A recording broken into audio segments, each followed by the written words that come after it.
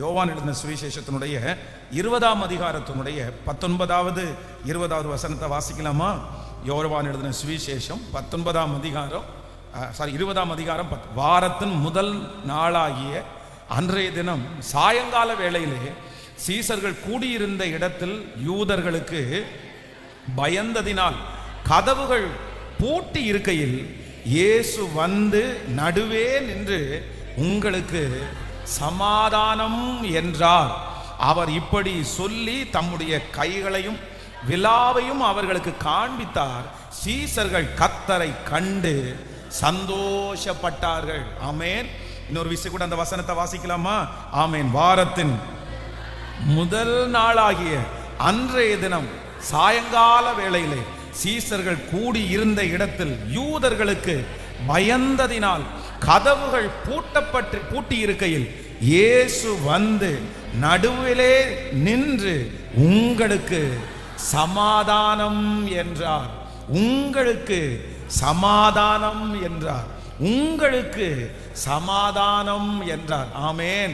கர்த்தருடைய பிள்ளைகளே, இந்த 46வது நாள் ஆண்டவர் நமக்கு கொடுக்கிற ஒரு நல்ல வாக்குத்தத்தம், உங்களுக்கு சமாதானம் என்றார்.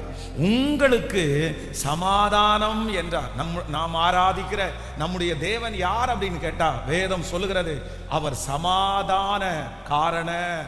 அவர் சமாதான காரணர். வேதம் சொல்லுகிறது, என்னுடைய சமாதானத்தையே உங்களுக்கு வைத்து போகிறேன். உலகம் கொடுக்கிற பிரகாரமாய் அல்ல, ஒருவரும் கொடுக்க முடியாததும் ஒருவரும் எடுக்க முடியாத தேவ சமாதானத்தை நமக்குள்ளே வைக்கிற கர்த்தர். கைகளை அசைத்து ஒரு ஹல்லேலூயா. நான் விசுவாசிக்கிறேன், இந்த 100 நாள் ஜெபம் முடிகிறதுக்குள்ள கர்த்தர் உங்களுக்கு ஒரு சமாதானத்தை ஆண்டவர் தரப்போகிறார். உங்களுடைய இருதயம் சஞ்சலப்படலாம், வருத்தப்படலாம். இத்தனை நாட்களும் ஒரு சமாதான குறைவோடையே நீங்கள் அலைந்திருக்கலாம். சில காரியத்தை நினைக்கும் போது உங்களுக்குள்ள ரொம்ப சமாதான குறைவு வரலாம். சமாதானமா தூங்க முடியல, சமாதானமா வேலை செய்ய முடியல, எதுலையுமே ஒரு சமாதானமே இல்லை. என்னுடைய இருதயம் அலை மோதிட்டே இருக்குது. ஆனா கர்த்தர் இன்றைக்கு தெளிவாய் வாக்கு கொடுக்கிறார்.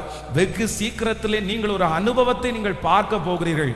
அது என்னன்னா, கர்த்தர் உங்களுக்கு ஒரு பெரிய சமாதானத்தை கர்த்தர் கிருபையாய் கர்த்தர் தரப்போகிறார். ஆமென் சொல்லுங்க. நான் ஒரு நிறைய பரிசுத்தவான்கள், வயதான ஊழியக்காரர்களோட ஒரு சிலரோட நான் இருந்திருக்கிறேன். அப்போ என்னை வளர்த்தன பாஸ்டருடைய அந்த கடைசி நேரங்களிலே அவரோட கூட நான் இருந்தேன். இருக்கும்போது எனக்கு ரொம்ப ஆச்சரியம் என்ன அப்படின்னு சொன்னா, அவங்க கிட்டத்தட்ட ஒரு 6 மாசமா படுத்த படுக்கையில இருக்காங்க. அவங்களுக்கு கேன்சர் வியாதி ஒரு விசை அது சரியாகி அதற்கு பிறகு ஆண்டவர் அவங்களுடைய ஆயுசு நாட்களை நீட்டி கொடுத்து அதற்கு பிறகு கிட்டத்தட்ட ஒரு 30 ஆண்டுகள் ஊழியம் பண்ணி கடைசியில் கத்தரிப்பா அவரை ராஜ்யத்துக்குள்ள எடுக்க வரும்போது ஒரு பலவீனம் அவருக்கு வந்துச்சு. அப்படின்னா எங்களுக்கே தெரியும், அவருடைய கையில இருக்கிற நகத்தை கூட வெட்ட முடியாது, அதுல கூட பெயின் இருக்கும். அதை தொட்டாலே அவருக்கு பெயின் ஆகும், பின்னாடி தொட்டா பெயின் ஆகும், உடம்புல தொட்டா உடம்பெல்லாம் ஊசி வச்சு குத்துறது மாதிரி வலிக்கும். ஆனா அவ்வளவு வலியான நேரத்திலையும் எங்க அந்த ஊழியக்காரரை பார்க்கும்போது ஆச்சரியமா இருந்துச்சு. அப்படியே சிரிச்சுட்டு பேசி பாட்டு பாடி ஆராதனை பண்ணி தான் கூட இருக்கிறவங்க எல்லாரையும் பாட்டு பாட சொல்லி அவருடைய முகத்துல பாத்தீங்கன்னா அவ்வளோ பிரகாசம், அவருடைய முகத்துல அவ்வளவு சந்தோஷம். அப்ப எனக்கு ரொம்ப ஆச்சரியமா இருந்துச்சு, இவ்வளவு வலியான நேரத்திலையும் இந்த மனுஷனால எப்படி சந்தோஷமா இருக்க முடியுது, எப்படி பாட்டு பாட முடியுது? அதுதான் என்ன அப்படின்னா, யாரும் கொடுக்க முடியாத ஒரு சமாதானம் அவருடைய இருதயத்திலே ஆளுகை செய்தது. ஹல்லேலூயா. நான் விசுவாசிக்கிறேன், நான் நம்புகிறேன். இன்றைக்கு உங்களுக்காக நான் ஜெபிக்கிறேன். இதுவரைக்கும் ஒருவேளை உங்களுடைய வாழ்க்கையில இந்த மாதிரி ஒரு சமாதானத்தை நீங்க பெற்றிருக்காத ஒரு நபரா இருக்கலாம். இத்தனை ஆண்டுகளும் உங்களுக்கு 4 நாள் சமாதானமா இருக்கலாம், அடுத்து உங்களுக்கு சமாதான குறை வரலாம். ஒரு சண்டை வரும்போது உங்களுடைய இருதயம் சமாதானம் அற்று போகலாம். என்னுடைய லைஃப்ல நிறைய நாள் நான் சமாதானமே இல்லாம இருக்கிறேன், எந்த காரியத்திலையும் எனக்கு சமாதானம் இல்லை. ஆனா கர்த்தர் இன்று கிருபையாய் வாக்கு கொடுக்கிறார். கர்த்தர் சொல்லுகிறார், உங்களுக்கு சமாதானம், உங்களுக்கு சமாதானம். நம்புறவங்க கரங்களை மேல தட்டி முழு பலத்தோடு ஆமென் Thank you Jesus. வாரத்தின் முதல் நாளாகிய அன்றைய தினம் சாயங்கால வேளையிலே சீசர்கள் கூடி இருந்த இடத்தில் யூதர்களுக்கு பயந்ததினால் கதவுகள் பூட்டி இருக்கையில் இயேசு வந்து நடுவாக நின்று உங்களுக்கு சமாதானம். ஹல்லேலூயா. பாருங்க, ஆண்டவராகிய இயேசு கிறிஸ்து வந்து இந்த உலகத்துல வந்து அவர் மரிச்சிட்டாரு. அவர் மரிச்சதை தெரிஞ்ச உடனே இவர்களுடைய இருதயத்துக்குள்ள ஒரு மிகப்பெரிய சமாதான குறைவு வருது. என்ன அப்படின்னு சொன்னா, அவங்க கதவெல்லாம் பூட்டிட்டு உள்ள உட்கார்ந்து இனி என்ன பண்ணுவாங்களோ. ஏன் அப்படின்னா, அவருடைய தலைவனை எடுத்துட்டாங்கன்னா அதுக்கப்புறம் யாரை தான் தேடுவாங்கன்னா இவங்கள தான் தேடுவாங்க. அடுத்து இவரை கொண்டுட்டாங்களா, நம்மளையும் அவங்க கொல்ல போறாங்கன்னு சொல்லி அவருடைய இருதயம் வந்து மரண பயத்தினால நிரம்பி இருக்கிறது. ரொம்ப பயப்படுறாங்க, என்ன பண்றதுன்னே அவங்களுக்கு தெரியல. ஆனா ஆண்டவர் வந்து அந்த பூட்டப்பட்ட அறைக்குள்ளே வந்து நின்று அவர்களுக்கு சொல்லுகிற ஒரு நல்ல வார்த்தை என்ன அப்படின்னு சொன்னா, உங்களுக்கு சமாதானம். இந்த சமாதானம் எது வரைக்கும் நீடிச்சிருச்சுன்னா, வேதம் சொல்லுகிறது இவர்கள் எல்லாரும் இந்த உலகத்தை விட்டு மாண்டு போகிற வரைக்கும் இந்த சமாதானம் திரும்ப அவர்களுக்கு சமாதான குறைவு வரவே இல்லை. அதற்கு பிறகு எத்தனையோ பிரச்சனைகள் வந்தது. அதற்கு பிறகு அவங்களை தூக்கி காவலில் போட்டாங்க. அதற்கு பிறகு அவர்களுக்கு அடி உதைய கொடுத்தாங்க. அவங்க நிறைய பேரை இரத்த சாட்சிகளாய் கொண்டு வந்து நிறுத்தினாங்க. ஆனா எத்தனை சூழ்நிலைக்கு போனதுக்கு பிற்பாடும் அவருடைய மனதுக்குள்ள என்ன இருந்துச்சு அப்படின்னா, சமாதானம் குடிகொண்டது. இந்த ஜெபத்திற்கு பிறகு ஒன்று நடக்க போகிறது. இதுவரையிலும் பார்த்த பல பிரச்சனைகள் உங்கள் சமாதானங்களை எடுத்து போட்டிருக்கலாம். ஒரு சின்ன ப்ராப்ளம் வந்தாலே உடனே ஒரு சமாதான குறைவு உங்களுக்கு வந்திருக்கலாம். பாஸ்டர், என்னுடைய கணவனார் பேசுகிற வார்த்தையை கேட்ட உடனே எனக்குள்ள அந்த சமாதான குறைவு வருது. வேலை ஸ்தலத்தில் போய் அவங்க பேசின உடனே எனக்குள்ள ஒரு பெரிய சமாதான குறைவு வருது. நான் வந்து சமாதானமாவே இருக்க முடியல. ஆனா நான் நம்புறேன், இனி எந்த பிரச்சனைகள் வந்தாலும், இனி யார் என்ன பேசினாலும், எவ்வளவு பெரிய சூழ்நிலைகள் வந்தாலும் உங்களுடைய இருதயத்தில் நிரந்தரமான ஒரு சமாதானத்தை ஆண்டவர் குடியிருக்க பண்ணுவேன் என்று கர்த்தர் வாக்கு கொடுக்கிறார். நம்புறவங்க முழு பலத்தோடு ஆமென். யாரும் எடுக்க முடியாத, யாரும் கொடுக்கவும் முடியாத, எஸ் எஸ் ஜெபம் பண்ணுங்க சத்தத்தை உயர்த்தி. ஹல்லேலூயா. அந்த சமாதானத்தை கொடுக்கிறவர் அப்படியே ரெண்டு கரங்களையும் மேல உயர்த்தி இந்த வார்த்தை எனக்கு நடக்கணும்னு சொல்லுங்க. ஆமென். எல்லாரும் முழு இருதயத்தோட சொல்லுங்க, ஏசப்பா இந்த வார்த்தை எனக்கு நிலைவரமாய் வேண்டும். ஆமென். நிலைவரமாய் சொல்லுங்க. எல்லாரும் நீங்க ஜெபம் பண்ணுங்க. இத கண்டிப்பா ஆண்டவருடைய பிள்ளைகள் கேட்கணும். ஹல்லேலூயா. இனி அந்த சமாதான குறைவை கர்த்தர் தர மாட்டார். உங்களுடைய இருதயம் அப்படியே கலங்கி கொண்டிருக்கிறதா ஆண்டவர் மாற்றுகிறவர். இன்றைக்கு இந்த ஊழியக்காரர் மூலமாய் வருகிற வார்த்தை, கர்த்தருடைய வார்த்தை உண்மையானதா இருக்குமானால் இனி மரணம் வரைக்கும் ஏசப்பாவை சந்திக்கிற வரைக்கும், ஆமென் ஆமென், இனி அந்த சமாதான குறைவு வருவது இல்லை. ஹல்லேலூயா. எத்தனை பேர் இதுக்காக ஜெபம் பண்ண போறீங்க? ஆண்டவருடைய பிள்ளைகளே, இது ஒரு ரொம்ப அழகான வாக்குத்தத்தம். இந்த வாக்குத்தத்தத்தை நீங்க எப்பவுமே உறுதியா பற்றி பிடிக்கணும். பாருங்க, நான் இந்த இடத்துல பாருங்களேன், இதுக்கு முன்னாடி இவர்களுக்கு வந்து எவ்வளவு சமாதான குறைவு அப்படின்னா, யாருக்காக பயந்தாங்கன்னா தங்களை யூதர்கள் வந்து கொன்றுவாங்களோன்னு பயப்படுறாங்க. ஆனா அதற்கு பிறகு கொஞ்ச நாள் தாண்டி இவங்க புடிச்சிட்டு போய் ஜெயில போடும்போது வேதம் சொல்லுது, பேதுருவெல்லாம் என்ன பண்றாருன்னா தூங்கிட்டாரு. நல்லா தூங்கிட்டாங்க. தூங்கினவங்களை யார் வந்து தட்டி எழுப்புனாங்களாமா?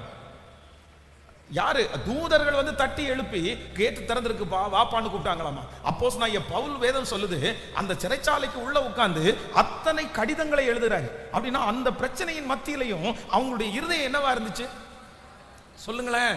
அப்படி ஒரு சமாதானமா இருந்துச்சு. இந்த சமாதானத்தை யார் கொடுத்திருக்கிறா? இப்போ உங்களை பார்த்து கேட்கிறேன், எத்தனை பேர் நீங்க இதுல தவறீங்க அப்படின்னா உங்களுடைய இருதயம் சமாதானமா இருக்கா? உங்களுடைய இருதயம் சமாதானமா இருக்குதா? எத்தனை பேர் எவ்வளவு பெரிய பிரச்சனை வந்தாலும் உங்க இருதயம் வந்து பதறாம இருக்கிறது? நீதிமான்களோ சிங்கத்தை போல தைரியமா இருக்கிறாங்கன்னு பைபிள் சொல்லுது. இந்த மாதிரி சிங்கத்தை மாதிரி உங்களுடைய இருதயம் வந்து தைரியமா இருக்கா? துர்ச்செய்தியை கேட்கிறதுனால் நீதிமானுடைய இருதயம் பதறாது, அவனுடைய இருதயம் கர்த்தரை நம்பி திடனா இருக்கும். அந்த திட நம்பிக்கை இருக்கா? நம்ம நம்ம நிறைய பேர் நினைச்சு பார்க்கும்போது அந்த சமாதான குறைவு நிறைய பேருக்கு வருகிறது. நானும் இன்னைக்கு பலிபீடத்தில் நிற்கும் போது சொல்றேன், ஐயோ ஒரு காலகட்டம் வரைக்கும் அவ்வளவு ஊழியம் செய்வோம், அவ்வளவு பிரசங்கம் பண்ணுவோம். ஆனா பிரச்சனைன்னு ஒன்று வரும்போது இருதயத்துக்குள்ள வரும் பாருங்க ஒரு சமாதான குறைவு. அப்படியே சஞ்சலமா இருக்கும், பயமா இருக்கும், பதட்டமா இருக்கும். எதுக்கு அது ஒண்ணுமே பண்ண முடியாது. ஆனா அந்த பிரச்சனை சரியான உடனே அந்த சமாதானம் உடனே வந்துடும். அதுக்கு பிறகு திருப்பி அடுத்த ஒரு பிரச்சனை வரும்போது மனசு வந்து சமாதான குறைவா வரும். அதனால ஒரு நாள் ஆண்டவர் வந்து எனக்கு கொடுத்த பெரிய கிருபை என்ன அப்படின்னு சொன்னா, என்ன நடந்தாலும், எனக்கு விரோதமாய் ஒரு யுத்தம் எழும்பினாலும் என்னுடைய இருதயம் பயப்படாது, என்னுடைய இருதயம் பயப்படாது. என்னுடைய இருதயம் கர்த்தரை நம்பி திடனா இருக்கும். அவர் சமாதான காரணர். அவர் எனக்கு சமாதானத்தை தருவதற்கு வல்லவராய் இருக்கிறார். சத்தத்தை உயர்த்தி, அப்பா இன்னைக்கு பிரசங்கம் பண்ணப்படுகிற இந்த சமாதானம் இனி உங்களை சந்திக்கிற வரைக்கும் தயங்காத ஒரு இருதயம், சமாதான குறைவு அடையாத ஒரு இருதயம் எனக்குள்ள கடந்து வரட்டும்னு சொல்லி ஜெபிக்கிற ஒவ்வொருவருக்கும் கர்த்தர் தருவாராக. இனி அந்த பயம் உங்களுக்கு சமாதான குறைவை கொண்டு வர முடியாது. நீங்கள் கடந்து போகிற இந்த காரியத்தில் கர்த்தர் வந்து கரத்தை பிடித்து வாக்கு கொடுக்கிறார், உங்களுக்கு சமாதானம். அவர் சமாதான காரணர். ஹalleluya. அவர் ஒருவரே சமாதான காரணர். நான் ஆராதிக்கிற கர்த்தர் ஒருவரே சமாதான காரணர். ஹalleluya. கர்த்தர் அவர்கள் நடுவே தோன்றி கர்த்தர் அவர்களுக்கு சொல்லுகிற ஒரு வார்த்தை, உங்களுக்கு எது வரைக்கும் சமாதானம் அப்படின்னு சொன்னார், நீங்க என்ன சந்திக்கிற வரைக்கும். அன்னைக்கு ஒரு நாள் ஆண்டவர் அந்த அறை வீட்டுக்குள்ள பிரவேசித்து அவங்கள பார்த்து சொல்றாரு, உங்களுக்கு சமாதானம்னு சொல்ற வார்த்தை எது வரைக்கும் தொடர்ந்துச்சு அப்படின்னு சொன்னா, இந்த உலகத்துல வாழ்கிற நாள் வரைக்கும் அந்த சமாதானம் அவங்களுக்கு தொடர்ந்துட்டே இருந்துச்சு. நான் இந்த பலிபீடத்திலிருந்து நான் கர்த்தருடைய வார்த்தையை 100% நான் நம்புறேன். கர்த்தர் இன்னைக்கு இந்த 46வது நாள் ஜெபத்துல நிறைய பேருடைய மனசுக்குள்ள என்ன வைக்க போறாருன்னா, சொல்லுங்களேன், கர்த்தர் ஒரு சமாதானத்தை வைக்க போறாரு. நீங்க எவ்வளவு பெரிய போராட்டத்துக்குள்ள போனாலும் உங்களுக்கு என்ன குறைவு வராது அப்படின்னு சொன்னா, சொல்லுங்க சத்தமா. நான் எத்தனையோ வாக்குத்தத்தத்தை இந்த நாட்களில் நம்ம கேட்டோம். ஆனா ரொம்ப முக்கியமான ஒரு வாக்குத்தத்தம் என்ன அப்படின்னு சொன்னா, இந்த சமாதானம். உலகத்திலே இருக்கிற மனுஷங்களுக்கும் நமக்கும் என்ன வித்தியாசம் தெரியுமா? உலகத்தில் இருக்கிற மனிதர்கள் வந்து சில செய்தியை கேட்டா கலங்கி போயிடுவாங்க. சில செய்தியை கேட்கும்போது அவங்க வந்து அவங்களுக்கு தூக்கமே போயிடும், அவங்களுக்கு சாப்பாடு சாப்பிட முடியாது. ஆனா உண்மையாய ஆண்டவருடைய பிள்ளைகளுக்கு மட்டும் என்ன வந்தாலும் உள்ளுக்குள்ள என்ன ஒரு இருக்கும்னா, இல்ல அவர் சமாதான காரணம். கைகளை உயர்த்தி ஆண்டவரிடத்துல சொல்லுங்க, ஆண்டவரே சீடர்களுக்கு கொடுத்த அந்த சமாதானத்தை இன்றையிலிருந்து என்னுடைய இருதயத்திற்குள்ள வைக்கணும். ஒருவரும் எடுத்து போட முடியாத அந்த சமாதானம் நீங்க ஜெபிக்க ஆண்டவர் உங்களுக்கு தருவாராக, உங்களுக்கு கர்த்தர் தருவாராக. வேதம் சொல்லுகிறது, நீ சமாதானத்தோட படுத்து நீங்கள் நித்திரை செய்வீர்கள். நீங்கள் சமாதானத்தோட படுத்து நித்திரை செய்வீர்கள். உங்க நித்திரை இன்பமா இருக்கும். இனி படுக்கைக்கு போகும்போது சமாதான குறைவோட நீங்க போவது இல்லை. இனி அந்த பிரச்சனையை குறித்து யோசிச்சு சமாதான குறைவாய் போவது இல்லை. அந்த சமாதான காரணர் எனக்குள்ளே வரப்போகிறார். இந்த வியாதியை குறித்து இருக்கிற சமாதான குறைவை ஆண்டவர் எடுத்து போடுகிறவர். இந்த பிரச்சனையை குறித்து இருக்கிற சமாதான குறைவை எடுத்து போடுகிற நல்ல கர்த்தர். ஜோமன அந்த மகிமை கடந்து வரட்டும். ஏசப்பா, இயேசுவே, சொல்ல நீர் சமாதான காரணர். ஆமென். அந்த சமாதானம் எங்கள் இருதயத்திலே கிருபையாய் ஆளுகை செய்யட்டும். ஹல்லேலூயா. இந்த சமாதானம் அப்படின்னு வரும்போது ஒரு ஆண்டவருடைய பிள்ளைகளை ஒன்று நினைத்துக் கொள்ளுங்கள். ஃபர்ஸ்ட் வந்து இந்த சமாதானம் யாருக்குள்ள வரணும் அப்படின்னு சொன்னா, எனக்குள்ள இந்த சமாதானம் வரணும்னு நம்ம ஜெபம் பண்ணணும். இந்த சமாதானம் எங்க இருக்கணும் சொல்லுங்களேன். இப்போ கடல் சுற்றி கொந்தளிச்சிட்டு இருக்குது, பயங்கரமான அலைகள் வருகிறது. இந்த அலையை பார்த்த உடனே உள்ளுக்குள்ள இருந்த சீடருடைய இருதயத்துல சமாதானம் போயிருச்சு. ஆனா அங்க ஒருத்தர் இருக்கிறாரு, ஆண்டவர் இருக்கிறாரு. அவர் வந்து அந்த பிரச்சனைக்கு எதிராய் போய் நிற்கிறதுக்கு பெரிய காரணம் என்ன அப்படின்னு சொன்னா, அவர் வந்து சமாதான காரணர். அவருக்கு உள்ள என்ன இருக்கு அப்படின்னா ஒரு சமாதானம் உள்ளுக்குள்ளே குடிகொண்டிருக்கிறது. இன்றைக்கு நம்பர் 1, முதலாவதாக ஆண்டவருடைய பிள்ளைகள் முதல்ல சமாதானத்திற்கு நம்ம ரொம்ப ஆயத்தமாகணும். சமாதானம் என்கிறது இன்னொரு இடத்திலிருந்து வந்தாலும், பிரச்சனையிலிருந்து வந்தாலும், சூழ்நிலையிலிருந்து வந்தாலும், அந்த சமாதான குறைவுக்கு நம்ம இடம் கொடுத்தா தான் அந்த சமாதான குறைவு நம்மை ஆளுகை செய்யும். ஒரு தேவனுடைய பிள்ளை நினைச்சா சமாதானம் இல்லாமலும் வாழ முடியும். அதே நேரத்தில் எவ்வளவு பெரிய சூழ்நிலை வந்தாலும் தான் சமாதானமா வாழவும் முடியும். அப்போ சமாதானம் முதல்ல எங்க உருவாகணும், எங்க ஆரம்பிக்கணும்னா ஃபர்ஸ்ட் எனக்குள்ளேயே ஆரம்பிக்கணும். நீங்க இன்றைக்கு இந்த சத்தத்தை கேட்கிற எல்லாரும் ஒண்ணு நினைச்சுக்குங்க, முதல்ல உங்களை நீங்க என்ன பண்ணுங்க அப்படின்னு சொன்னா சமாதானப்படுத்துவதற்காக ஆயத்தமாகுங்க. பாருங்க, சங்கீதக்காரனுடைய வாழ்க்கையிலே சுற்றி பிரச்சனை நடந்துட்டே இருக்குது, பயங்கரமான போராட்டம், அவனுக்கு நிறைய எதிரிகள் பெருகிட்டே இருக்கிறாங்க. நாட்டினுடைய ராஜா எதிரியா இருக்கிறார், அவரோடு கூட கொஞ்சம் பேர் சேர்ந்து இவனை துரத்திட்டே போறாங்க. இவன் பல இடங்களிலே போய் ராத்திரி பகலா கஷ்டப்படுறாரு. ஆனா தன்னுடைய ஆத்துமா சமாதான குறைவுன்னு ஒண்ணு வரும்போது சங்கீதக்காரனாகிய தாவீது என்ன சொல்றான் அப்படின்னா, என் ஆத்துமாவே நீ ஏன் கலங்குகிறாய், என் ஆத்துமாவே நீ ஏன் தியங்குகிறாய், நீ கர்த்தரை நோக்கி காத்திரு, அவர் சமூகத்திலிருந்து உனக்கு ரட்சிப்பு வரும். ஆமென். அப்போ ஃபர்ஸ்ட் ஆண்டவருடைய பிள்ளைகளே, நீங்க இன்னைக்கு ஆயத்தமாகுங்க, நீங்க ரெடி ஆகுங்க.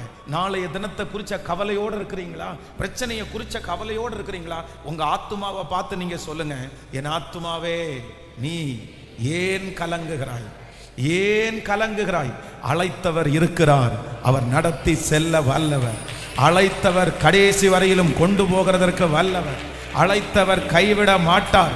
இந்த காரியம் நன்மையாய் முடியும், இந்த காரியம் தீமையாய் முடியாது. அவர் சொல்லுகிற வரைக்கும் உங்களை ஒருவரும் அழிக்க முடியாது. அவர் நமக்கு கொடுத்திருக்கிற தரிசனம் நிச்சயமாய் நிறைவேறும். அந்த தரிசனத்தை வைக்கிற வரைக்கும் ஓ ஹalleluya, என்னுடைய தேவன் நம்மை எடுத்துக்கவே மாட்டார்.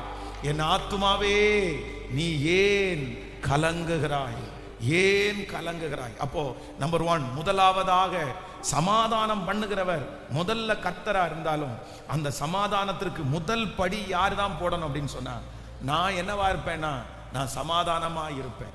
வீட்டில் ஒருவேளை ஒரு சில சூழ்நிலைகள் வரும்போது இதுவரையிலும் ஒருவேளை உங்களுடைய இருதயம் பதட்டமா இருக்கலாம். ஆனா நீங்க இனி என்ன பண்ணணும் அப்படின்னு சொன்னா, நான் என்னவாக சொல்லுங்களேன், சமாதானமா இருப்பேன். என் இருதயத்தை பார்த்து நான் சொல்லுவேன், நீ என்ன பண்ணாத, நீ பயப்படாத, நீ கலங்காத, நீ கவலைப்படாத, உங்களை என்னையும் நடத்துகிற ஒரு தேவன் நம்மோடு கூட இருக்கிறார். எதற்காக நம்ம எதுக்காக பயப்படணும், வேண்டாம். நீங்க இனி இந்த ஜெபத்திற்கு பிறகு சந்திக்க போறீங்க பாருங்க, சூழ்நிலை சந்திக்க போறீங்க, பிரச்சனை. அந்த பிரச்சனையிலெல்லாம் நீங்க சொல்ல வேண்டியது என்ன அப்படின்னா, என் ஆத்துமாவே, என் ஆத்துமாவே நீ ஏன் கலங்குகிறாய், ஏன் எனக்குள் தியங்குகிறாய். சொல்லுங்க பார்க்கலாம், உங்க ஆத்துமாவை பார்த்து நீங்களே இப்போ நல்லா கவனிச்சுக்கோங்க. இப்போ எந்த காரியம் உங்களுக்கு சமாதான குறைவா இருக்குதோ அந்த காரியத்தில் நீங்க உங்களை முதல்ல என்ன படுத்தீங்க அப்படின்னு சொன்னா சொல்லுங்களேன். நீங்க இந்த வசனத்தை சங்கீதம் 42வது சங்கீதத்தினுடைய 5வது வசனத்துல வாசிக்க முடியும். 42ஆம் சங்கீதம் 5வது வசனம், என் ஆத்துமாவே நீ ஏன் கலங்குகிறாய், ஏன் எனக்குள் தியங்குகிறாய், தேவனை நோக்கி காத்திரு, அவர் சமூகத்தின் நிமித்தம் நான் இன்னும் அவரை துதிப்பேன், இன்னும் அவரை துதிப்பேன். இப்போ உங்க ஆத்துமாவை பார்த்து இந்த சத்தத்தை கேட்கிற எல்லாருமே என்ன சொல்ல போறீங்கன்னா, இது ஒரு ஜெபம், இது ஒரு ஜெபம். கவனிங்களேன், என்னை பாருங்க. அப்படியே பார்க்கும்போது என்ன சொல்றீங்கன்னா, உங்களை பார்த்தேன் நீ என்னவாரு, நீ என்னவாரு. இந்த சமாதானத்தை முதல்ல யாரு தான் கொண்டு வர முடியும் சொல்லுங்களேன். 1000 பேர் உங்களை சமாதானப்படுத்தினாலும் நீங்க சமாதானம் ஆகாம, நீங்க சமாதானத்துக்கு இடம் கொடுக்காம, நீங்க உங்க மனசுல சமாதானத்தை கொண்டு வராம வேற யாராலும் என்ன பண்ண முடியாது சொல்லுங்க. சமாதானத்தை கொண்டு வர முடியாது. எனக்குள்ள சமாதானத்தை கொண்டு வருவதற்கு யாருக்கு தான் பலன் இருக்குன்னா, நான் தான் சமாதானத்தை கொண்டு வர முடியும். அதற்கு நீங்க வழி திறக்கலைன்னா, உங்களுடைய கேட்டை நீங்க திறக்கலைன்னா அந்த சமாதானம் உங்களுக்கு கிடைக்காது. அதனால இப்போ எல்லாரும் சொல்லலாமா, என் ஆத்துமாவே, என் ஆத்துமாவே நீ உங்களை பார்த்து சொல்ல, நீ சமாதானப்படு, நீ தைரியப்படு, நீ ஒன்றும் யோசிக்காத. நீ எதுக்கு இந்த மாதிரி போட்டு சிந்திச்சிருக்கிற? உன்னை அழைச்சவர் உண்மை உள்ளவர். உன்னை அவர் கடைசி பரியந்த உன்னை நடத்துவார். அவர் நடத்துகிறதுல வல்லமை உள்ளவராய் இருக்கிறார். எது நடக்கிறதோ அதை கர்த்தர் நன்மையாய் மாற்றுகிறவர். இல்லைன்னா ஒரு வழி உனக்கு அடைஞ்சா உனக்காக 7 வழி இருக்குது. நீ இன்னொரு காரியத்தை நீ பாரு. அப்படி இல்லை, யாரு சொல்றதை நீ கேட்க வேண்டாம். மனிதருடைய நாவு இன்னைக்கு இப்படி பேசும், நாளைக்கு இப்படி பேசும். நீ ஏன் மனிதருடைய நாவை பற்றி பயப்படுற? சொல்லுங்க உங்களை பார்த்தே. அப்படின்னா தலையில கை வச்சு அப்படி சொல்றவங்க அப்படி கூட சொல்லுங்க, என் ஆத்துமாவே, என் ஆத்துமாவே நீ கலங்காதே, நீ கலங்காதே, நீ சமாதானமாயிரு, நீ சமாதானமாயிரு. கர்த்தர் நிச்சயமாய் அந்த காரியத்தை நேர்த்தியாய் நடத்த வல்லவர். ஹல்லேலூயா. ஆபிரகாம் தன்னுடைய மனைவியாகிய சாராயை தெரியாம யாருன்னு சொல்லிட்டானா, சகோதரின்னு சொல்லிட்டான். ஒருவேளை சகோதரின்னு சொன்னதுக்கு காரணம் என்னன்னா, உயிரை காப்பாத்துவான்னு பொய் சொல்லி சகோதரின்னு சொல்லிட்டான். கடைசியில் அவன் சொன்ன பொய்யே அவனுக்கு என்னவா வந்துருச்சு?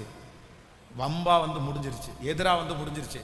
அதனாலதான் முடிஞ்ச வரைக்கும் நம்ம என்ன சொல்லணும் அப்படின்னு சொன்னா, அதான் நம்ம என்னதான் பேசணும், உள்ளதை உள்ளதென்றும் இல்லாததை இல்லாதது என்றும் சொல்லுங்கள் அப்படின்னு ஆண்டவர் சொல்லியிருக்கிறார்.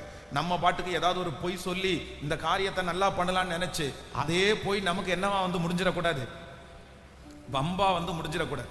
அப்ப இந்த ஆபிரகாம் இப்போ மனைவி ஆகிய சாராய எப்படி இருக்கும் பாருங்களேன். ரொம்ப கஷ்டமா இருக்கும்ல. தன்னுடைய மனைவிய இவன் சகோதரின்னு சொன்ன ஒரு காரணத்திற்காக இப்போ அந்த நாட்டினுடைய ராஜா கொண்டு போயிட்டாரு. எதிர்க்கக்கூடிய சக்தி இல்லை, திராணி இல்லை. அவர்கிட்ட போயிட்டு நான் போய் சொல்லிட்டேன், இதான் இது என் மனைவி தான் அப்படின்னு சொல்ல முடியாது. அந்த மாதிரி ஒரு சூழ்நிலை. அவருடைய இருதயம் எவ்வளவு தூரம் கலங்கி போயிருக்கணும். ஆனா வேதம் சொல்லுது, அந்த மனைவியின் மேல ஒரு நகம் கூட படாம, ஒரு விரல் கூட படாம அந்த இடத்துல பாதுகாக்கிறதற்கு ஒரு தேவன் இருந்தார், ஒரு தேவன் இருந்தார். அதனால நான் நம்புறேன், உங்களுக்கு விரோதமாய் அடிக்கிற அத்தனை புயலின் மத்தியிலையும் எனக்கு ஒரு சமாதானம் கொடுக்கிறவர். நம்பர் 1, முதலாவதாக சமாதானத்திற்கு யார் தான் அந்த சமாதானம் எங்க வரணும் அப்படின்னு சொன்னா, எனக்குள்ளே. சத்தமா சொல்லுங்க, சத்தமா சொல்லுங்க. அப்படியே படன்னு வரும்போது நீங்க என்ன பண்ணணும் அப்படின்னு சொன்னா, என் ஆத்துமாவே, கேட்கல, சத்தமா சொல்லுங்க. இப்போ இந்த ஊசி போடுறதுக்கு பயந்தவங்க எத்தனை பேர்? இன்னைக்கும் நிறைய பேர் பயந்துட்டு இருக்காங்க வளர்ந்தாலும்.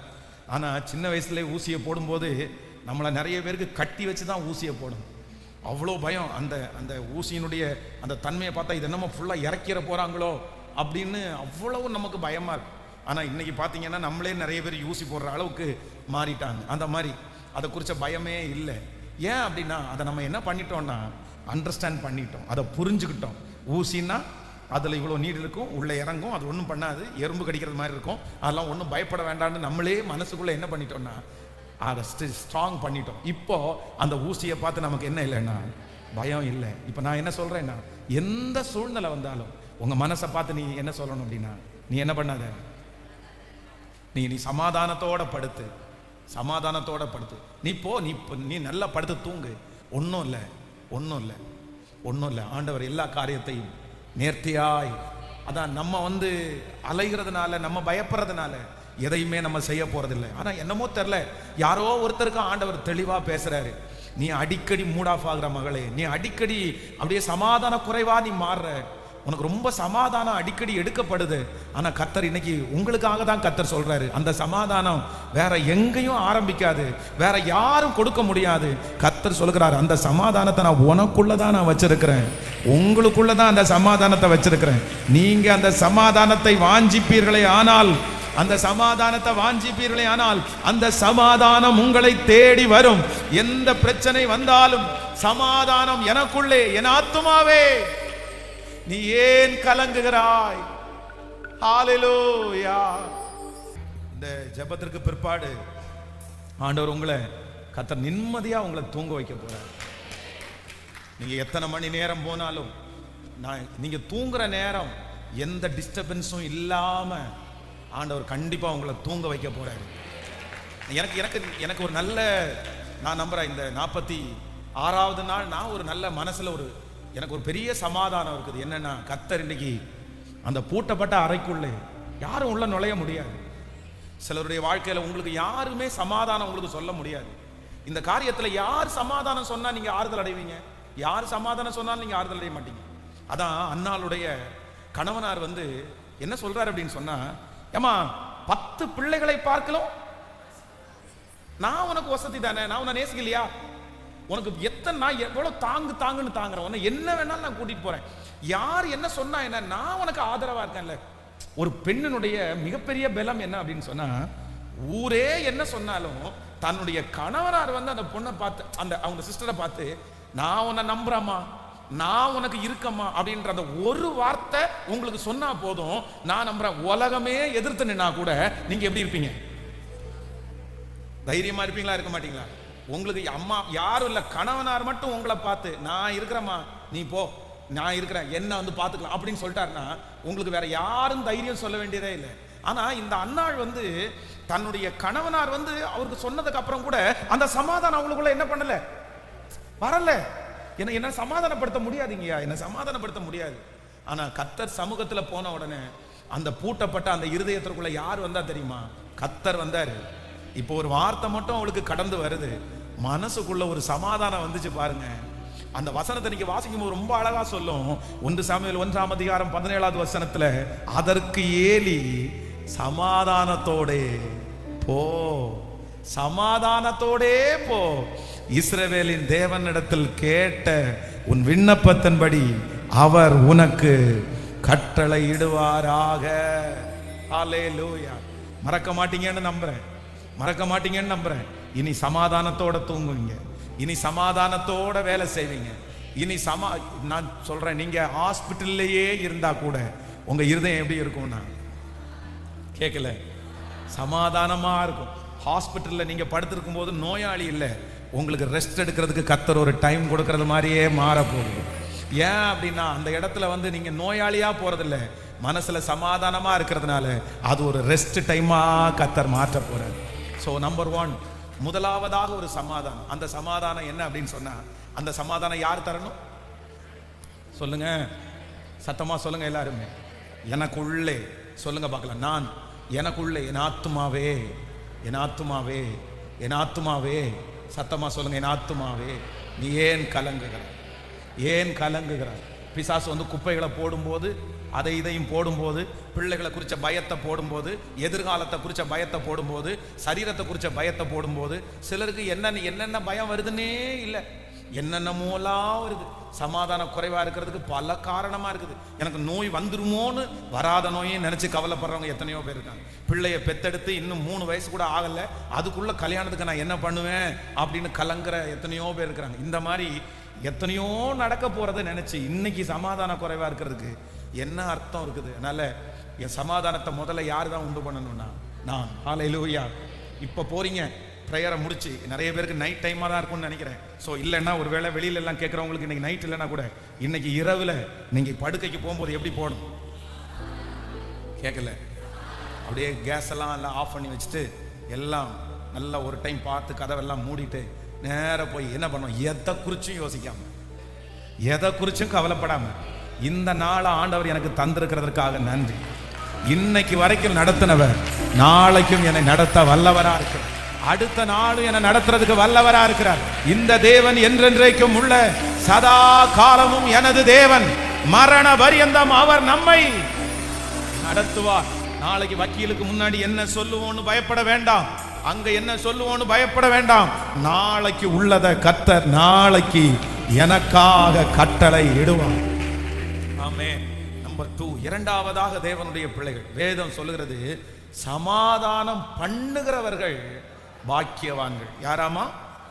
சத்தமா சொல்லுங்க, சமாதானம் பண்ணுகிறவர்கள் பாக்கியவான்கள். அப்போ சமாதானம் பண்ணுகிறவர்கள் பாக்கியவான்கள் அப்படின்ற வசனம் வந்து யாருக்காக சொல்லப்பட்டிருக்கு? ரோட்ல 2 பேர் சண்டை போட்டிருக்கிறாங்க, சண்டை போட்டிருக்கிறவங்கள போய் விலக்கி விட நான் கர்த்தர் சொல்றாரு. ஹலோ, நம்ம நிறைய பேர் இதை தப்பா எடுத்துட்டு என்ன பண்ணுவோம்னு சொன்னா, ரோட்ல வந்து சண்டை போட்டு இருக்கிறவங்களை எல்லாம் சமாதானம் பண்ற மாதிரி பக்கத்து வீட்டில் போய் சமாதானம் பண்ண போறது, ஊர்ல உள்ளவங்களுக்கு சமாதானம் பண்ண போறது. ஆனா ஊர்ல இருக்கிற நிறைய பேருக்கு சமாதானம் பண்ணி இவங்க என்ன பண்ணுவாங்கன்னா சமாதானம் இல்லாமலே வருவாங்க. சமீபத்தில் ஒரு பிரதர் இறந்துட்டாங்க, நம்ம சர்ச்சுக்கு வந்துட்டு இருந்தாங்க. அவங்க வந்து ஒரு நாள் பார்த்தீங்கன்னா ஒரு காது, இந்த காதே இல்லை அவருக்கு, காது வெட்டி அந்த இடம் பார்த்தீங்க அப்படின்னு சொன்னா அப்படியே ரணமா இருக்குது. ஐயோ, அது ரொம்ப பார்க்கறதுக்கே கஷ்டமா இருந்துச்சு. என்ன அப்படின்னு கேட்டா 2 பேர் சண்டை போட்டு இருந்திருக்கிறாங்க. சண்டை போட்டு இருக்கிற இடத்துல இவர் போய் என்னன்னா, அவங்க 2 பேருமே குடிகாரன், இவரும் தண்ணி அடிச்சிருக்கிறார். 3 பேருமே குடிகாரர். 2 பேர் சண்டை போட்டு கத்தி எடுத்து சண்டை போட்டு இருக்கும்போது இவர் போய் இடையில போய் தடுக்க போய் ஒருத்தன் வெட்டினது மல்கூஸுக்கு காது வெட்டினது மாதிரி கரெக்டா இவருக்கு வந்து இந்த இடத்துல பார்த்தீங்கன்னா பாதி காது அப்படியே போய், ஐயோ நம்ம சிரிக்கிறோம் ஆனா கொடுமையான வலி. அப்படி இந்த இடம் வந்து அவர் வந்து ரொம்ப சொதன்னு இருக்குது. எப்படி தான் தூங்குறாரு? நமக்கு காதுல ஏதாவது பிரச்சனை வந்துச்சுன்னா அவ்வளோ கஷ்டமா இருக்கும். எனக்கு ஒரு பரிதாபமா இருந்துச்சு, ரொம்ப வருத்தப்பட்டேன். ஏன் பிரதர் அப்படின்னு கேட்டா, சண்டையை விலைக்கு போட்ட இடத்துல இப்படி எனக்கு வெட்டுப்பட்டுச்சு அப்படின்னு சொல்றாரு. அப்ப ஆண்டவருடைய பிள்ளைகளே, சமாதானம் பண்ணுகிறவங்க அப்படின்றதுக்காக நம்ம வந்து ஊர் முழுக்க இருக்கிறவங்களுக்கு சமாதானத்தை பண்றதுக்காக ஆண்டவர் சொல்லல. நல்லா கவனிச்சுங்க. இந்த சமாதானம் பண்றதுக்குன்னு போய் சமாதான குறைவுல மாட்டினவங்க எத்தனையோ பேர். ஆனா ஆண்டவர் வந்து இங்க சொல்ற மத்தேயு எழுதின சுவிசேஷம் 5ஆம் அதிகாரம் 9வது வசனம், சமாதானம் பண்ணுகிறவர்கள் பாக்கியவான்கள், அவர்கள் தேவனுடைய புத்திரர் எனப்படுவார்கள். ஆண்டவர் வந்து சொன்ன நீங்க சமாதானப்படுத்தணும்ன்ற சொன்ன சமாதானம் என்ன அப்படின்னா, முதல்ல நம்முடைய குடும்பத்துல நம்மளை சுற்றி இருக்கிறதுல நம்ம என்னத்தை கொண்டு வரணும்னா சமாதானம் கொண்டு வரணும். ஆமேன் சொல்லுங்கள். கைகளை அசைத்து ஒரு ஹல்லேலூயா. பக்கத்து வீட்டில் இருக்கிற கணவன் மனைவிக்கு சண்டை வந்தா நம்ம நிறைய பேர் என்ன சொல்லுவோம்? பிரதர் கொஞ்சம் சமாதானமா போங்க பிரதர், சிஸ்டர் பார்த்து சிஸ்டர் கொஞ்சம் இறங்கி போங்க சிஸ்டர். ஆனா அதே சண்டை நம்ம வீட்டில் வந்தா வரட்டும், தப்பு பண்ணவங்க வரட்டும், நான் போய் என்னத்தை சமாதானம் ஆகுறது? நான் தப்பு பண்ணேன், நான் தப்பு பண்ணினேன்னா வேணா சமாதானத்துக்கு போகலாம். நான் ஒன்றும் பண்ணாம நான் எதுக்கு சமாதானமா போகணும்? எத்தனை நாள் தான் சமாதானமா போறது? அதெல்லாம் ஒன்றும் இல்லை அப்படின்ற. அப்போ ஆண்டவர் வந்து அந்த மாதிரி இல்லை. கர்த்தர் என்ன சொல்றாரு அப்படின்னு சொன்னா, ஒன்று எனக்குள்ள ஒரு சமாதானத்தை நான் கொண்டு வரணும், இன்னொன்று என்ன பண்ணணும்னா என்னை சுற்றி சமாதானமாய் வைக்க வேண்டியது யாருடைய வேலை அப்படின்னு சொன்னா எனக்கு கர்த்தர் கொடுத்திருக்கிற வேலை. உங்கள் வேலை ஸ்தலத்தில் அப்படிதான், நீங்க குடியிருக்கிற வீட்டில் அப்படிதான், நீங்க இருக்கிற குடும்பத்தில் அப்படிதான். முடிஞ்ச வரைக்கும் வேதம் சொல்கிறது, யாவரோடும் சொல்லுங்க, யாவரோடும் கூடிய மட்டும் எப்படி போகணுமாமா? சத்தமா சொல்லுங்க. நம்ம பாட்டு மட்டும் பாடுவோம், யார் மேலும் கசப்பு இல்லப்பா, எல்லாருக்காகவும் மன்றாடுவே எதை குறித்தும். ஆனா நம்ம ஆட்கள் ரொம்ப கிளவரா இருக்கிறாங்க. என்ன அப்படின்னு சொன்னா, எதை குறித்தும் கலக்கம் இல்லப்பா, எல்லாவற்றுக்காகவும் நன்றி சொல்லுவேன். இதை சேர்ந்து பாடுவாங்க, அடுத்த லைனை பாடவே மாட்டாங்க. யார் மேலும் கசப்பு இல்லப்பா. ஏன்னா இவங்க ரொம்ப உண்மையா இருக்காங்களாமா. யாருக்கு இவங்க உண்மையைத்தான் பாடுவாங்களாமா. ஆனா நம்ம வந்து பாட்டே பாட முடியாத அளவுக்கு இருக்கிறோம்னு குற்ற மனசாட்சி இல்லை. ஆனா அதுலயும் ஒரு நீதி, நான் என்ன பாடல, நான் பொய் பாட்டு பாடலையன்ற நீதி. இது எப்படி? ஆண்டவருடைய பிள்ளைகளே, இல்லை. இன்னைக்கு ஒரு தீர்மானத்தோட போங்க. யார் இடத்துல எல்லாம் நான் நம்புறேன், இந்த 100 டேஸ்ல நம்மளை கர்த்தர் ஒரு பெரிய லெவல ஆண்டவர் நமக்காக உண்டு பண்ணி அதற்கு நேராக வாக்குத்தத்தத்தை கொடுத்து வார்த்தையை கொடுத்து நம்மளை அழகா கர்த்தர் கொண்டு போயிட்டே இருக்கிறாரு. ஆனா யாருக்கு தெரியுமா ஆசீர்வாதம், யாருக்கு தெரியுமா அந்த உயர்வு? நான் நம்புறேன் நம்ம ஒன்றும் இல்லை, யார் மேலையும் கசப்பு வச்சிருக்க வேண்டிய அவசியமே இல்லை. நம்முடைய ஆண்டவராகிய இயேசு கிறிஸ்துவே யார் மேலையும் கசப்பு இல்லாத போது நான் ஏன் கசப்போட இருக்கணும்? அவரே தாழ்ந்து போகும்போது நான் ஏன் அப்படி இருக்கணும்? என் ஆண்டவர் சுற்றி இருக்கிற அத்தனை பேரை பார்த்தும், பிதாவே இவர்களுக்கு மன்னியும், இவர்கள் செய்கிறது இன்னதென்று தெரியாதிருக்கிறார்கள் சொல்றதற்கு காரணம் என்ன அப்படின்னு சொன்னா, அவர் சுற்றி இருக்கிற இடத்தை என்னவா வச்சாரு? சத்தமா சொல்லுங்க. 5 விரல் இருக்கு, 5 விரலும் ஒரே மாதிரி இருக்கா? சொல்லுங்க. இல்ல, அதுதான் விரல். 5 விரலும் ஒரே மாதிரி இருந்தா ஊனோன்னு அர்த்தம். 5 விரலும் 5 விதமா இருந்தாதான் சரியான வளர்ச்சின்னு அர்த்தம். அதனால நான் நம்புறேன், நம்முடைய குடும்பத்திலயோ நம்முடைய சுத்தியோ இருக்கிறவங்க 5 பேர் 5 கேரக்டர்ல. சத்தமா சொல்லுங்க. இத்தனை நாள் பிரசங்கத்தை கேட்கிறோமே, இந்த முன்னாடி இருக்கிற ஒரு 4-5 பேர் பண்ற அக்கப்போர் இருக்கு, தாங்கவே முடியாத அக்கப்போர். என்னன்னா வந்து உட்கார்ந்து யாராவது முன்னாடி வாங்கன்னு கூப்பிட்டா இடிப்பாங்க பாருங்க, ஒரு இடி. இந்த டிவி இங்க வச்சிருக்கு பாருங்க, எனக்கு மறைக்குது, கொஞ்சம் தள்ளி நில்லுங்கன்னா இந்த பக்கத்தில் இருக்கிற சிஸ்டர் தள்ள மாட்டாங்க. நீ வேணா பின்னாடி போ, நான் இங்கே தானே நின்றுட்டு இருந்தேன், இது வரைக்கும் நான் இங்கே நின்றுட்டு இருக்கிறேன், நீ அதுக்குள்ள அங்கேருந்து வந்துட்டு என்னை இடிச்சிட்டு தான் இங்கே பண்ணணும்னா தேவையில்லை, நீ பின்னாடி போ. அவங்க நிக்கிற தோரணையை பார்த்தா நமக்கு தெரியும். இவங்க யார்கிட்ட சமாதானத்துக்கு போவாங்க? எப்படி இது சமாதானம்? வேதம் என்ன சொல்லுது? சமாதானம் பண்ணுகிறவர்கள் பாக்கியவான்கள். அப்போ ஜபத்திலேயே சண்டைன்னா அப்புறம் எப்படி? அப்போ ஆண்டவருடைய பிள்ளைகளே, நம்ம ரொம்ப ஞானமா நடக்கணும். ஆண்டவர் என்ன பண்றாரு அப்படின்னா, நான் உனக்கு சமாதானத்தை வச்சிருக்கிறேன். இந்த சமாதானம் முதல்ல யாருக்குள்ள இருக்குது? முதல்ல எனக்குள்ள இருக்கிற என் ஆத்துமாவை நான் தான் என்ன படுத்தணும்?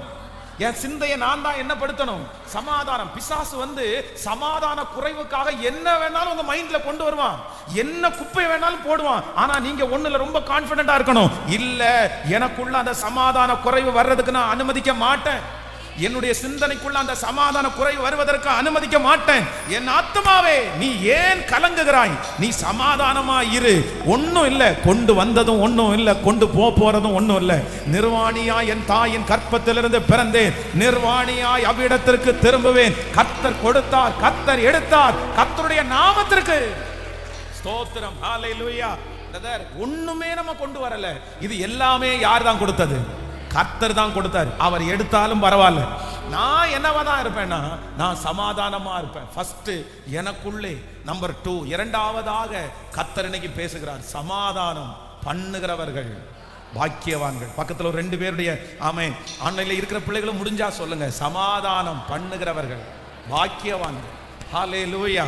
முடிஞ்ச வரைக்கும் ஒன்றும் இல்லை. நம்ம என்னைக்குனாலும் நம்முடைய கணவனாரை நம்ம மன்னிச்சுதான் சொல்லுங்க, சமாதானம் ஆகித்தான் கேட்கல, சமாதானம் ஆகிதான் ஆகணும் சிஸ்டர், பிரதர், சமாதானம் ஆகிதான். ஏன்னா அவங்க நமக்கு மனைவி, ஏன்னா அவங்க நமக்கு கணவன், வேற வழியே இல்லை. இப்போ இன்னைக்கு நீங்க சமாதானம் ஆகலைன்னாலும் பிள்ளைக்கு ஒரு கல்யாணம் வரும்போது சமாதானமாய் தானே ஆகணும். நான் என்ன சொல்றேன்னா, அத்தனை நாட்களும் நொந்துட்டு வெந்துட்டு பாதி உடம்ப கஷ்டப்படுத்தி வியாதி வர்றதை விட இன்னைக்கே சரி, அவருடைய கேரக்டர் அப்படிதான், அந்த அம்மாவுடைய கேரக்டர் அப்படிதான், கத்திட்டே இருப்பாங்க. அந்த ஐயாவுடைய கேரக்டர் அப்படிதான், முசுடு மாதிரி பண்ணிட்டே இருப்பாரு. சரி, கத்தரே தொடட்டும், ஒன்றும் இல்லையா, பிரைஸ் தி லார்ட், ஹல்லேலூயா அப்படின்னு சொல்லிட்டு என்ன வேணும், இங்கே சண்டை போட்ட அடுத்த நிமிஷத்துல காஃபி ஏதாவது குடிக்கிறீங்களா அப்படின்னு ஒரு வார்த்தை கேட்டு பாருங்க. நீங்க ட்ரை பண்ணி பாருங்களேன். ரொம்ப சண்டை போட்டு பயங்கர கோபமா இருக்கும், ஏங்க காஃபி ஏதாவது குடிக்கிறீங்களா அப்படின்னு கேட்டு பாருங்களேன். அவ்வளோதான், அப்படியே எரிஞ்சிட்டு இருக்கிற மலை அப்படியே தண்ணி ஊத்துனது மாதிரி அமைதியாகாதா? இந்த ட்ரிக்கெல்லாம் நிறைய சிஸ்டர்ஸுக்கு தெரியல. இவங்க என்ன பண்றாங்க, காஃபியா எடுத்து ஒரு அடுப்புல இருந்து ஒரு கறியை தூக்கி உள்ள போறேன், இன்னும் எரியட்டும் அப்படின்னு தான் நம்ம சொல்றோம். அப்ப எங்க அங்க சமாதானம் வரும்? சமாதானம் வரவே வராது. அப்போ ஆண்டவருடைய பிள்ளைகளே, எங்க போனாலும் நம்ம முடிஞ்ச வரைக்கும் என்னவா இருக்கணும்? சத்தமா சொல்லுங்க.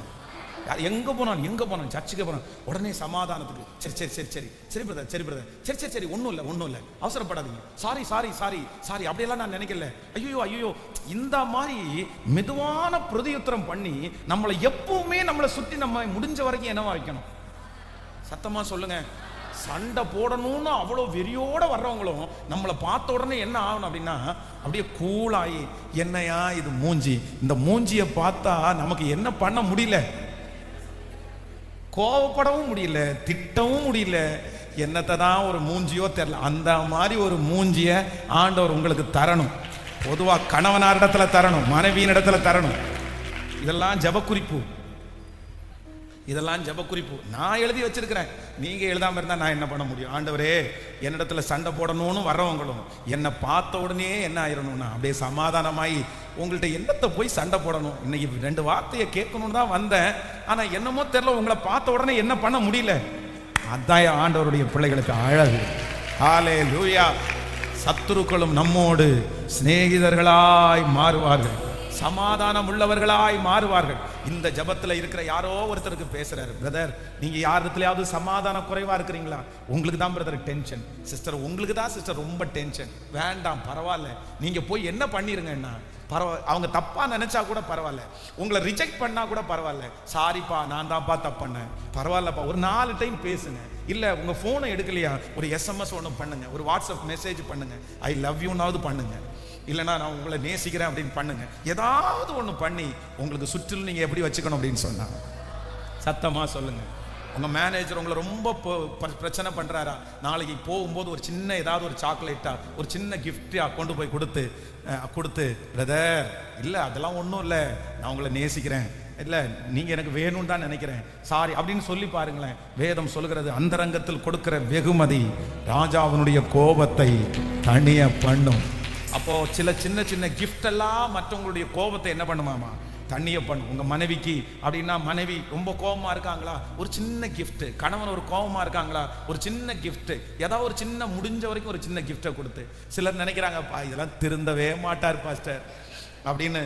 சில அதெல்லாம் ஒன்றும் கிஃப்ட் எல்லாமா, அதெல்லாம் ஒன்றும் ஆகாது, அதெல்லாம் பிறவி குணம், பேய்க்கு கொடுத்தா கூட அந்த மாதிரிலாம் என்னமோ நீ உங்களை முகத்தை பார்த்தா அப்படி தோணுது. நீங்க நிறைய பேர் அப்படிதான் நினைப்பிடா, நீங்க யாருக்கோ பேசிட்டு இருக்கிறீங்க, நம்ம வீட்டு ஆளெல்லாம் அதெல்லாம் அசங்காது அசையாது அப்படின்னு நினைக்கிற மாதிரி இருக்கீங்க. யார் சொன்னா?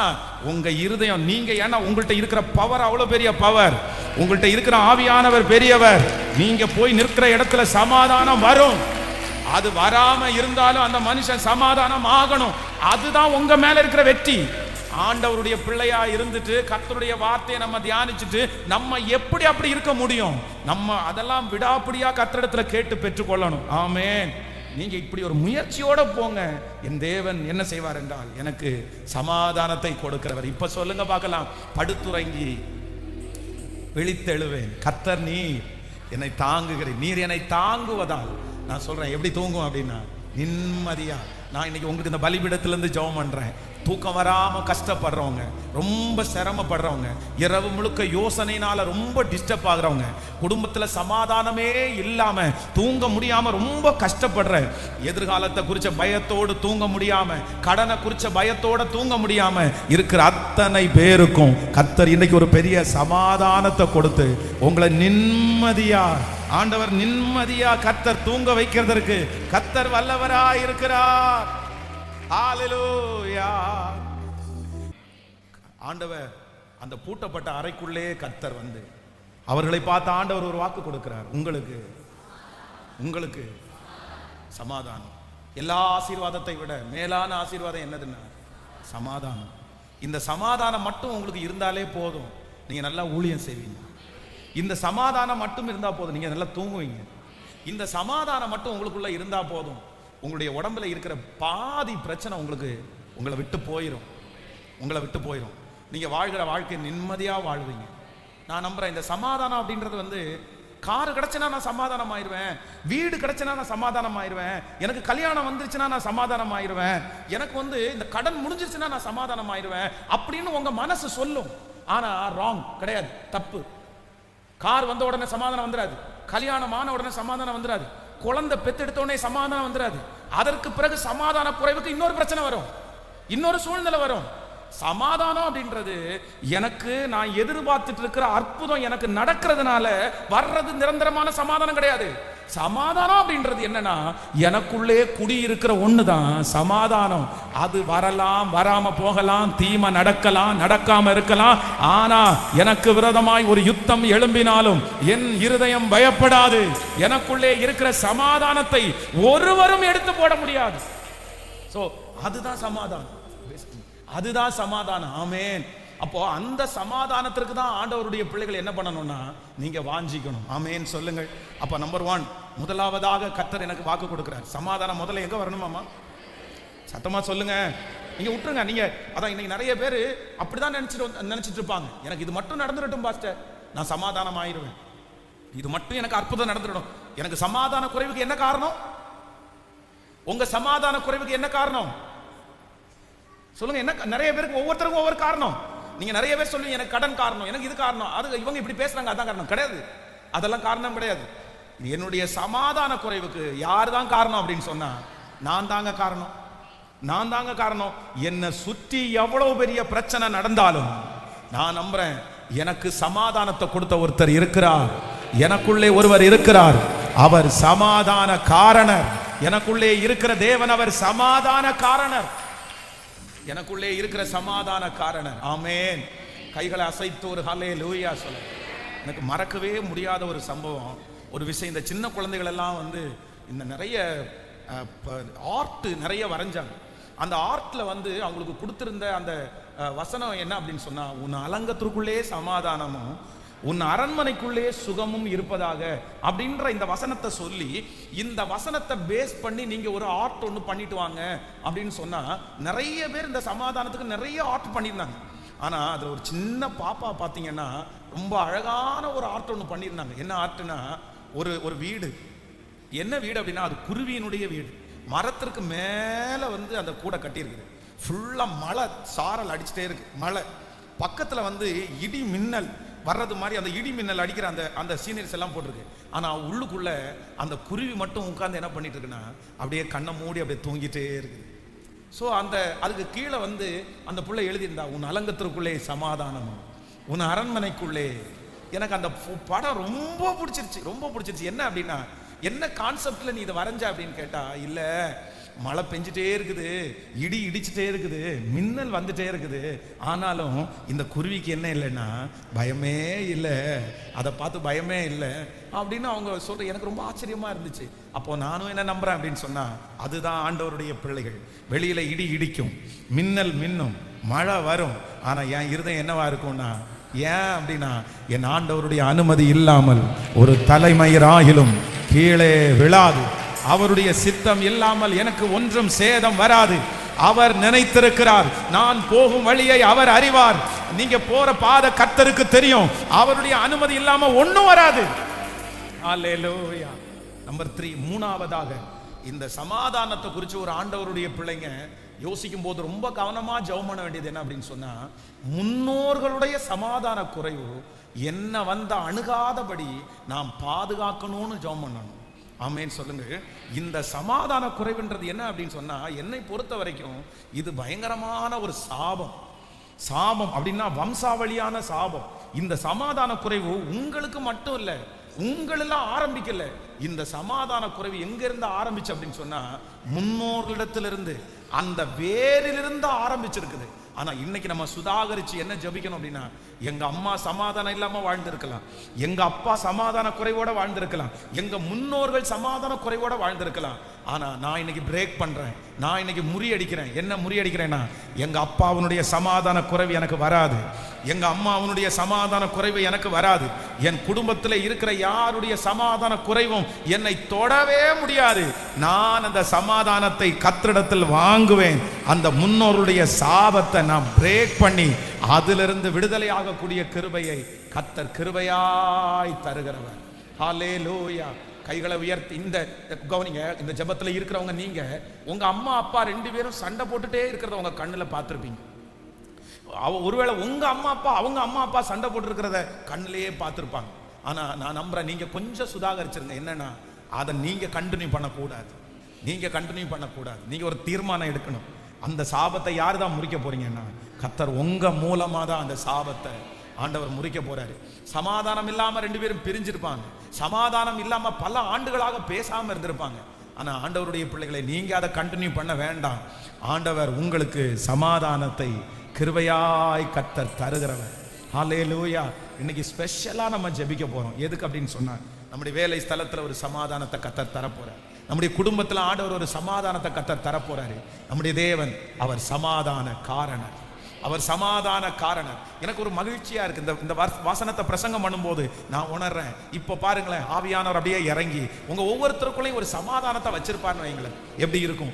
அந்நாள் அந்த ஆலயத்தை விட்டு போன அடுத்த நாளே கற்பம் தரிக்கல, அடுத்த நாளே கன்சீவ் ஆகி அவங்க வந்து பிரெக்னன்ட் ஆகல. அதுக்கு நிறைய ப்ராசஸ் இருந்துச்சு, நிறைய மாதங்கள் இருந்துச்சு. ஆனா என்னன்னா, அந்த ஆலயத்தை விட்டு வெளியே போகும்போதே வேதம் சொல்லுது, அதற்கு பிறகு அவள் துக்க முகமாய் இருக்கவில்லை. ஆமென். இப்போ பெனினாள் வந்து ரொம்ப ஆச்சரியப்படுவா. என்ன, நேற்றைக்கு வரைக்கும் நான் திட்டினா அழுது கொண்டிருப்பா, நேற்றைக்கு வரைக்கும் நான் ஏதாவது கேவலமா பேசினா உள்ள உட்காந்து சாப்பிடாம உட்காந்துருப்பா. ஆனா இப்போ பெனினாள் பேசிட்டே இருக்கிறா. கோவல, கவலையே வரல, ஒன்னும் வரல, துக்கமே வரல, கண்ணுல கண்ணீர் வரவே இல்லை, அழவே இல்லை.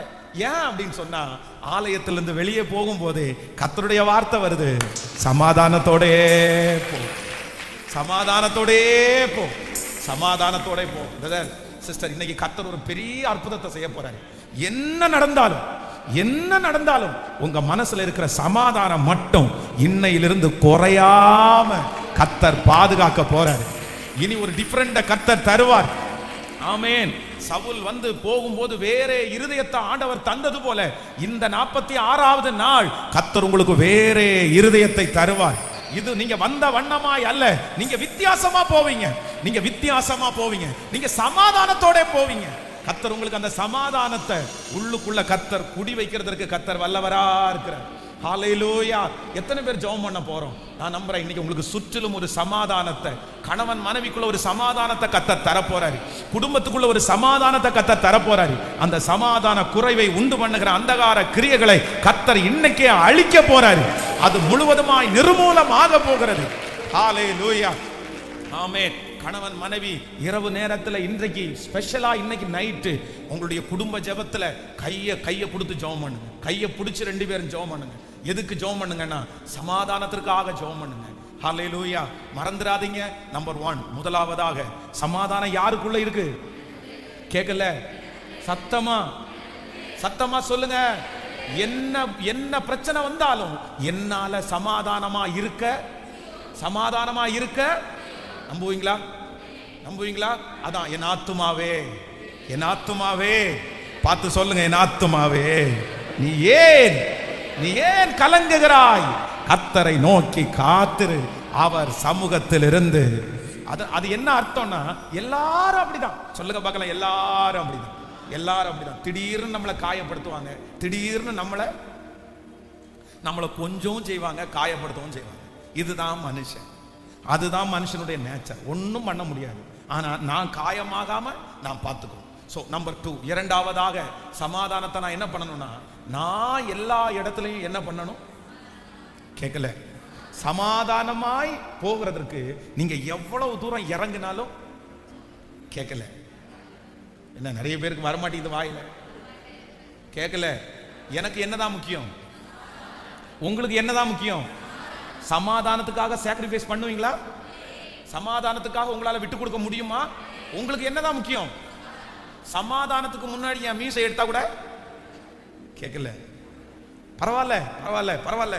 தாழ்ந்து போனா கூட பரவாயில்ல. சாரி கேட்கறது பரவாயில்ல. எனக்கு என்ன முக்கியம்? சமாதானம் பண்ணுகிறவங்க யாராமா? நீங்க பாக்கியவான், நீங்க பாக்கியவதி, நீங்க தான் ஸ்பிரிச்சுவல்ல அடுத்த லெவல். கர்த்தர் உங்களை ரொம்ப நம்புறாரு.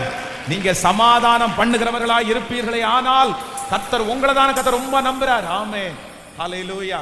எல்லாரும் இந்த வார்த்தையை சொல்லிட்டே அப்படியே எழும்பி அப்படியே முன்னாடி கடந்து வந்த ஆன்லைன்ல இருக்கிற பிள்ளைகள் கூட இந்த காரியத்திற்காக உங்க எல்லாருக்காகவும் இன்னைக்கு கண்ணீரோட நான் ஜெபிக்க போறேன். இந்த வாக்குத்தத்தம் ரொம்ப அவசியமான வாக்குத்தத்தம். சமாதானம். ஹல்லேலூயா. ஆமென். வாரத்தின் முதல் நாளாகிய அன்றைய தினம், ஆமென், அன்றைய தினம் சாயங்கால வேளையிலே சீடர்கள் கூடி இருந்த இடத்திலே யூதர்களுக்கு பயந்ததினால் கதவுகள் பூட்டி இருக்கையில் இயேசு வந்து நடுவே நின்று, உங்களுக்கு சமாதானம், உங்களுக்கு சமாதானம், உங்களுக்கு சமாதானம். ஹல்லேலூயா. இந்த சமாதானம் வந்த உடனே நீங்க உடம்பு தேர போறீங்க. உடம்பு என்ன ஆக போகுது? இந்த சமாதானம் வந்த உடனே உடம்பு உங்களுக்கு சரியாயிடும். சமாதானம் வந்த உடனே நீங்க எல்லாம் ரொம்ப அழகா மாறிடுவீங்க. உங்க முகம் எல்லாம் அப்படியே பிரகாசமா மாறும். ஆமென். சமாதானம் வந்த உடனே நிறைய வீட்டில் பிபி மாத்திரையை தூக்கி வெளியே போட்டுருவாங்க. ஆமென். சமாதானம் வந்த உடனே நிறைய பேருக்கு சுகர் நில் அப்படின்னு வந்து. ஆமென். என்ன ஆமெனே சொல்ல மாட்டேங்கிறீங்க? எல்லாத்துக்கும் ஆணி வேர் எதுதான்? சமாதானம் தான் ஆணிவேர். சமாதானம் இல்லாம மட்டன் குழம்பு சாப்பிட்டாலும் கசப்பா இருக்கும், சிக்கன் குழம்பு அதை விட கேவலமா இருக்கும். ஆனா சமாதானத்தோட கஞ்சி குடிச்சா கூட இருக்கும் பாருங்க ஒரு டேஸ்ட். எப்படி இருக்கும் தெரியுமா? சமாதானத்தோட கஞ்சி குடிச்சிருக்கிறீங்களா? சமாதானத்தோட டீ சாப்பிட்டுருக்கிறீங்களா? கணவன் மனைவி 2 பேரும் ஒன்னா சந்தோஷமா இருக்கும்போது குடிக்கிறது வெறும் அப்படியே பிளாக் காஃபி தான். அப்படின்னா அந்த கட்டங்காப்பின்னு வாங்கல. ஆனா ரசிச்சு எப்படி குடிப்பாங்க, எவ்வளோ நல்லா இருக்கும். அது ஒரு டேஸ்டே தனி. ஆனா சமாதானம் இல்லாத போது ஐயோ என்ன ஒரு கோபமான ஒரு வாழ்க்கை. அப்ப ஆண்டவருடைய பிள்ளைகளே, அந்த சமாதானத்தை வேற எங்கேயும் தேடி போக வேண்டாம். கல்யாணத்துல ஒரு பாஸ்டர் ரொம்ப அழகா ஒரு சாட்சி சொன்னார். என்ன சொன்னார் அப்படின்னா, இந்த டீல கணவன் மனைவி கிட்டத்தட்ட திருமணமாகி 18 வருஷமா ஒரு நாள் கூட சண்டையே வரலையாம். ஒரு நாள் கூட. அன்னைக்கு ஒரு நாளைக்கு முன்னாடி நடந்த அந்த சர்ச்சில் நடந்த கப்பிள்ஸ் மீட்டிங்ல போய் 2 பேரும் கலந்துக்கிட்டு 2 பேரும் சண்டை வரலன்னு சாட்சி சொல்லிட்டு வந்தாங்க. வந்த உடனே பிசாசு பார்த்தானாமா, என்ன இப்படி சண்டை வராமல் இருக்குது, நம்ம ஏதாவது ஒரு சண்டையை மூட்டி விடணும்னு சொல்லி காலையில் இவங்க காஃபி கொண்டு போய் கொடுக்கும்போது அவர் பேப்பர் வச்சுட்டு இருந்தாராமா. அப்படியே காஃபியை தட்டி விட்டானாமா. தட்டி விட்ட உடனே அவருடைய உடம்பு ஃபுல்லாக காப்பி கொட்டிருச்சாமா. கொட்டின உடனே அவர் எந்திரிச்சு பேப்பரை மடிச்சு வச்சுட்டு, சாரிம்மா நீ இப்போ காஃபியை கொடுக்கும்போது தெரியாம நான் வந்து கையை கொடுத்துட்டேன், ஐயோ. உடனே அந்த அம்மா சொல்லிச்சான், ஏங்க இல்லை நான் தான் தூர பார்த்துட்டு காஃபியை கொடுத்தேன், என் மேலே தான் தப்புன்னு. 2 பேரும் இன்னும் கொஞ்சம் ஐக்கியமானதுனால பிசாசு மூஞ்சில கறி பூசிட்டு போயிட்டான். ஆமென், ஹல்லேலூயா. இப்போ உங்க வீட்டில் வந்து பிசாசு கறி பூசிட்டு போறான்னா ஃபேர் அண்ட் லவ்லி போட்டுட்டு போறானா? ஹலோ, நிறைய வீட்டில் வந்து லாக்மியை போட்டுட்டு போறான், ஃபவுண்டேஷனே போட்டு போறான், நிறைய ட்ரீட்மெண்ட்டே பண்ணிட்டு போறான். ஏன் அப்படின்னா அவனுக்கு ரொம்ப ஜாலி. அவன் என்னென்ன பண்றானோ எல்லாத்துக்கும் தலையசைக்கிற ஒரு அம்மாவும் ஒரு ஐயாவும் இங்கே இருக்கும்போது அவனுக்கு என்ன கவலை? ஆமென். அதனால நான் சொல்றேன், பிசாசு வெட்கப்பட்டு போகணும், பிசாசு வெட்கப்பட்டு போகணும் பிரதர், பிசாசு வெட்கப்பட்டு போகணும் பிரதர், பிசாசு வெட்கப்பட்டு போகணும் சிஸ்டர், பிசாசு வெட்கப்பட்டு போகணும். ஆமென். இனி உங்களை டிஸ்டர்ப் பண்ணவே கூடாது, எந்த நேரத்திலையும் டிஸ்டர்ப் பண்ணக்கூடாது. நான் நம்புறேன், இன்னைக்கு இந்த பலிபீடத்துலேருந்து ஜெபம் பண்றேன், இன்னைக்கு வரும் பாருங்க தூங்கும் போது உங்களுக்கு ஒரு கொரட்டை லைஃப்லேயே இன்னைக்கு நிம்மதியாக தூங்க போறீங்க. நான் சொல்றேன், சிலர் வந்து ரொம்ப சின்ன வயசுல நான் ஸ்கூல் படிக்கிறேன் பாருங்க, அப்போ தூங்குறேன் பாருங்க ஒரு தூக்கம், அந்த மாதிரி ஒரு தூக்கம் இனி வராதா அப்படின்னு கேட்குறீங்கல்ல, வரும், சீக்கிரமா வரும். உங்களையே மறந்து நீங்க தூங்குவீங்க. எப்போ தெரியும்? உங்க இருதயம் எப்படி இருக்குது? உங்க இருதயம் எப்படி இருக்குது? சத்தமா சொல்லுங்க. என்ன நடந்தாலும் இந்த 3 காரியத்தையும் அப்படி நான் சொல்றேன். நீங்க சமாதான குறைவா இருக்கிறதுக்கு உங்களுக்கு என்ன குறைவா இருக்கு? என்ன குறைவா இருக்கு? ஒண்ணுமே இல்ல. ஆண்டவர் நம்மளை நல்லா தானே வச்சிருக்கிறார். நான் அப்போ வந்து இந்த சமாதான குறைவை கொண்டு வர்றது பிசாசு தானே சொல்லுங்களேன், பிசாசு தானே கொண்டு வர்றான். அப்ப நம்ம வந்து அவனை எதிர்த்து நிற்க வேண்டாமா? எனக்கு என்னன்னா, அந்த உங்களுக்கு சமாதானம்னு சொன்ன அந்த ஒரு வார்த்தை கலங்கன இருதயத்தை அப்படி என்ன பண்ணுச்சுன்னா, அப்படியே கூல் டவுன் பண்ணி அன்னையிலிருந்து ஒரு சமாதானமானவங்க வருக வரைக்கும் ஜெபம் பண்ண ஆரம்பிக்கலாமா? உங்களுக்கு